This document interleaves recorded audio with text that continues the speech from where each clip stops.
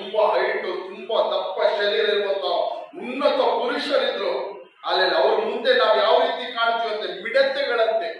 ಅಲ್ಲೆಲ್ಲ ಅವ್ರ ಮುಂದೆ ನಾವು ಯಾವ ರೀತಿ ಕಾಣ್ತೀವಿ ಅಂತ ಅವ್ರು ಹೇಳ್ತಾರೆ, ಒಳ್ಳೆ ಇರುವೆಗಳ ರೀತಿಯಲ್ಲಿ ಕಾಣ್ತೀವಿ, ಅವ್ರಿಗೂ ನಾವು ಅದೇ ರೀತಿ ಕಾಣಿಸ್ತೀವಿ. ಅಂತ ಜನಗಳೆಲ್ಲ ಇದ್ದಾರೆ ಎಂಬುದಾಗಿ ಹೇಳುದು. ಆದ್ರೆ ಕಾಲೇಬನ ಅದನ್ನೆಲ್ಲ ನೋಡಲಿಲ್ಲ. ಅವನೇನನ್ನು ನೋಡ್ದ? ಅಲ್ಲೆಲ್ಲ ಅವನೇನನ್ನು ನೋಡ್ದವನು?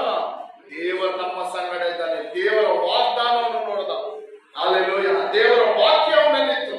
ಕಾಲೇಬನ ಎಲ್ಲಿ ನಿಂತು? ದೇವರ ವಾಗ್ದಾನ ಇತ್ತು, ದೇವರ ವಾಕ್ಯವಿತ್ತು ಕಾಲೇಬನ ಒಳಗೆ.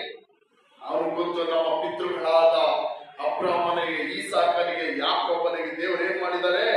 ವಾಗ್ದಾನ ಮಾಡಿದ್ದಾನೆ. Hallelujah, hallelujah.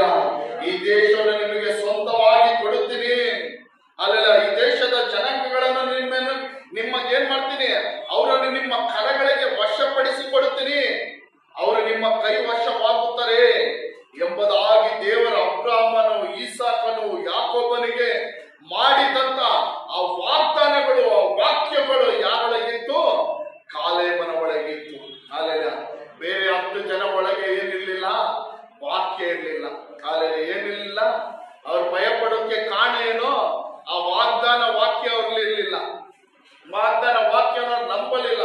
ಅವರು ಜನವನ್ನು ನೋಡಿದ್ರು, ಅಲ್ಲಿನ ಜನಗಳನ್ನು, ಕೋಟೆ ಕೊತ್ತಲು ಪಟ್ಟಣಗಳನ್ನು ನೋಡಿದ್ರು, ಕೋಟೆಗಳನ್ನು ನೋಡಿದ್ರೆ ಹೊರತು ಅಲ್ಲಿರುವ ಉನ್ನತವಾದ ಶರೀರದ ಜನಗಳನ್ನು ನೋಡಿದ್ರೆ ಹೊರತು ಅಲ್ಲೆಲೂಯ, ಅಲ್ಲೆಲೂಯ, ಅವ್ರು ಯಾರು ದೇವರ ವಾಗ್ದಾನ ನೋಡಲಿಲ್ಲ. ಅಲ್ಲೆಲೂಯ, ದೇವರ ವಾಗ್ದಾನ ನೋಡಲಿಲ್ಲ. ದೇವರ ವಾಕ್ಯ ಅವರೊಳಗೆ ಇರಲಿಲ್ಲ. ಅದರ ನಿಮಿತ್ತವಾಗಿ ಅಲ್ಲೆಲ್ಲ ಎಲ್ಲ ಜನಗಳು 10 ಮುಖ್ಯಸ್ಥರು ಭಯಪಟ್ಟರು. ಭಯಪಟ್ಟಿದ ಮಾತ್ರವಲ್ಲದೆ ಆ ಇದ್ದಂತ ಎಲ್ಲ ಇಸ್ರೇಲ್ ಜನಗಳಿಗೆ ಅಶುಭ ಸಮಾಚಾರವನ್ನು, ಅಲ್ಲೆಲ್ಲ ಶುಭ ಸಮಾಚಾರ ಅಲ್ಲ,